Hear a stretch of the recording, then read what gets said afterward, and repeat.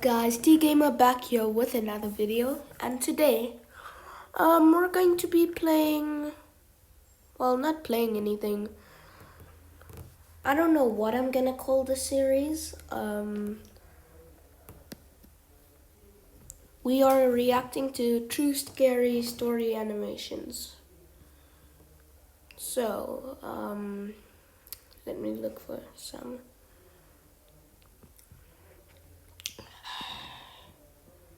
I actually have seen some of 1C Entertainment stories. Yeah.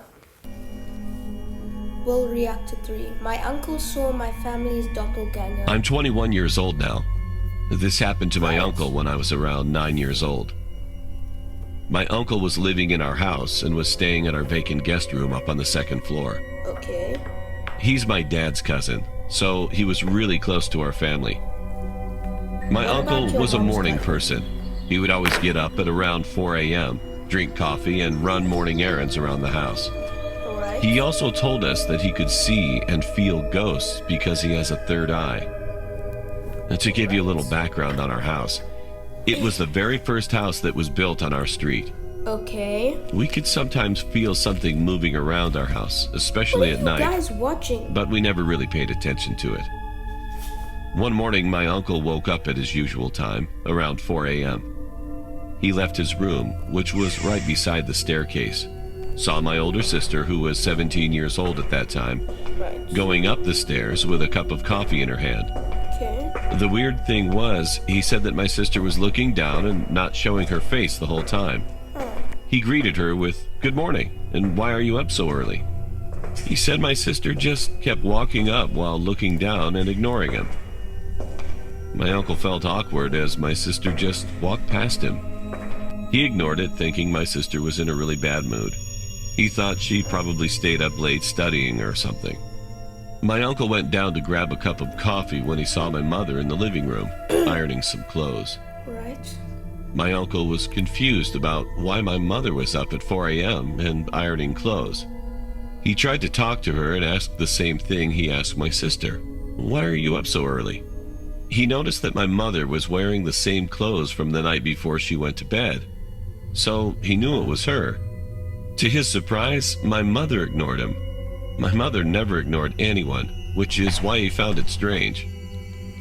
My mother was just looking down as she kept ironing. Okay. That's when my uncle knew something was off.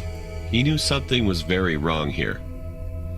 He rushed back upstairs to his room, locked the door, turned off the lights, and tried to go back to sleep. Okay. He tried to forget about it and woke up again a few hours later. It was around 10 a.m. in the morning when he talked to my mother and my sister about what happened. Okay. They said they were asleep the whole night, and they don't recall waking up at 4 a.m. My uncle was so shocked about what he had just experienced. Someone was copying my mother and sister earlier that morning. I was so scared at that time. I became so paranoid that I might feel or see something odd in our house, but I tried not to think about it too much. The night after that situation, my uncle woke up at around 3 a.m. He felt something at the end of his bed, and he saw a woman with long hair sitting there. My uncle froze for a while. He didn't know what to do. He was trembling when he said, "Get up and punch "Go that away." person in the face." My uncle hid under his blankets. After a few minutes, which felt like hours, he looked at the same spot where he saw the woman, and she was gone. Mute. My uncle slept with the lights on that night. After that experience, he thankfully didn't experience anything like it ever again. Scary truth.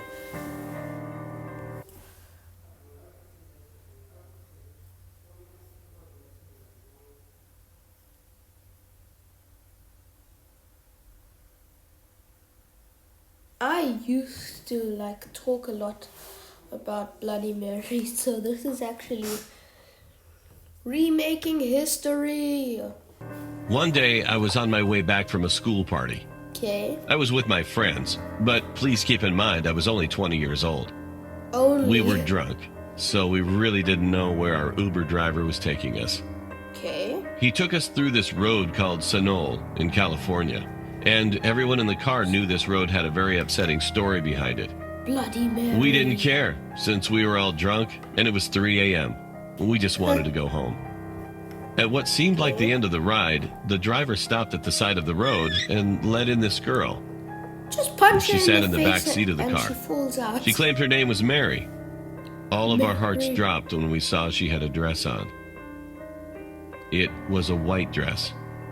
Yep, that's Bloody She Mary. also claimed that her husband dumped her on her wedding night. She said she was trying to find a ride for 3 hours, but she couldn't since it was too dark outside. When I got a good look at her, I was shaking because she was tearing up blood. I whispered to my good friend Dominic. I told him about the Bloody Mary story. I told him that it took place on this very road and that the girl might be a ghost. Right as I finished that sentence, She she disappeared. looked at me through the rearview mirror with her bright, white eyes and asked us if we were talking about her. My heart dropped once again. We asked the guy to pull over, but he insisted on dropping us off at our location.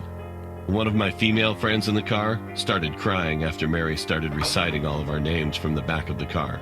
Nani. We were scared because we didn't tell her our names. Now everyone in the car was crying except for me. It felt like we were driving forever, but it had only been 10 minutes. It got brighter out, And then she and we disappeared. realized that no one was in the back.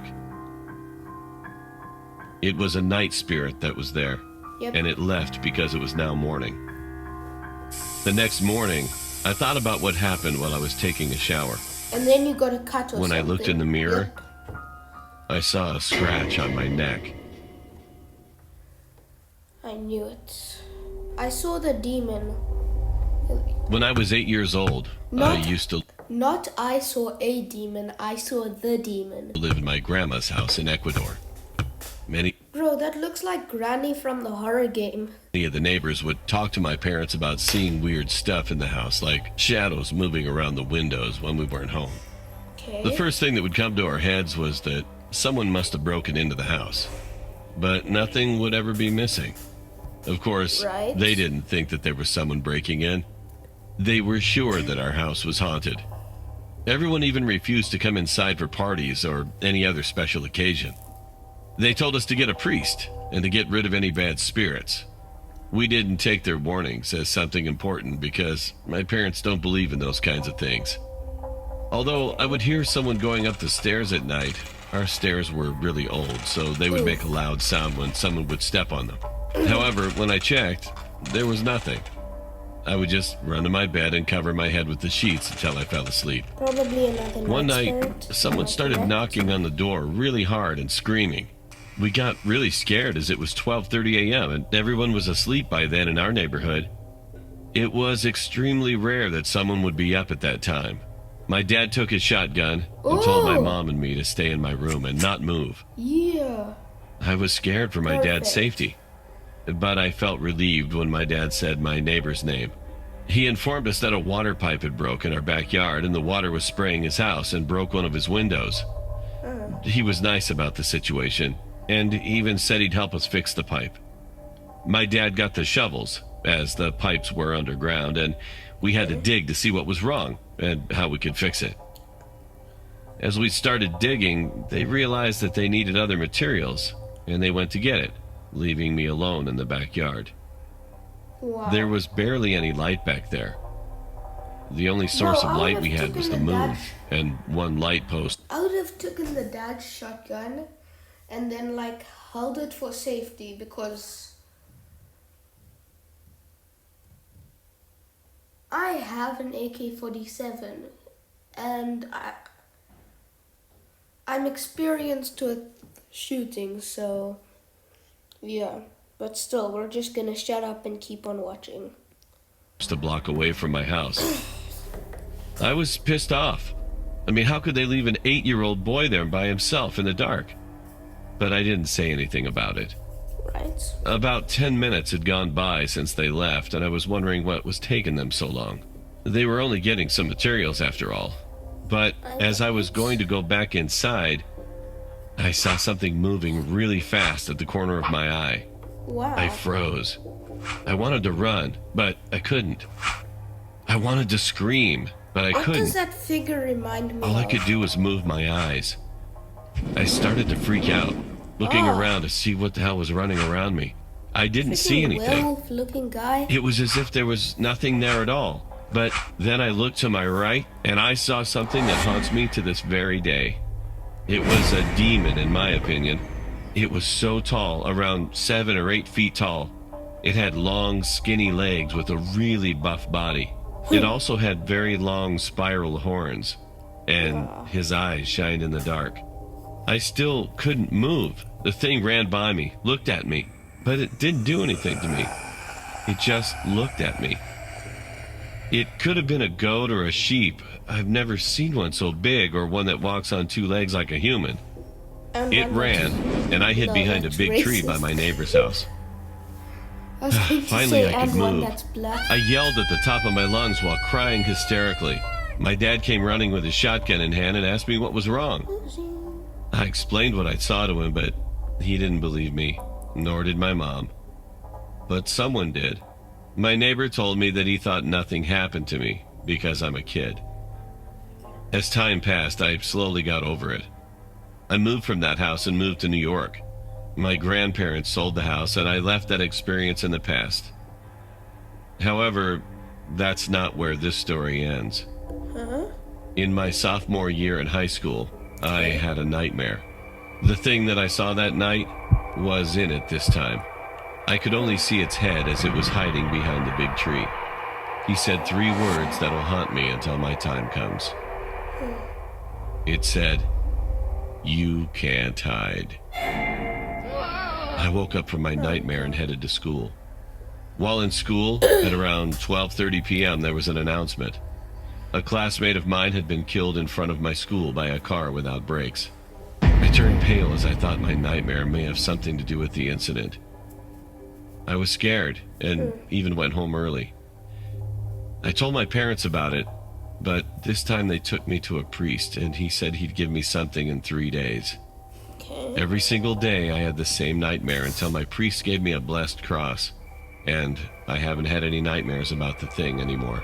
However, every night I sleep with the covers over my head. Call me a coward or anything you want, but the thing still hasn't left my mind. Those Jump 3 scare. words haunt me till this day, making me wonder when I will forget or move on from the thing. Wow. Okay guys, that's gonna be the end of the video, and yeah, peace out. That's what I'm talking about.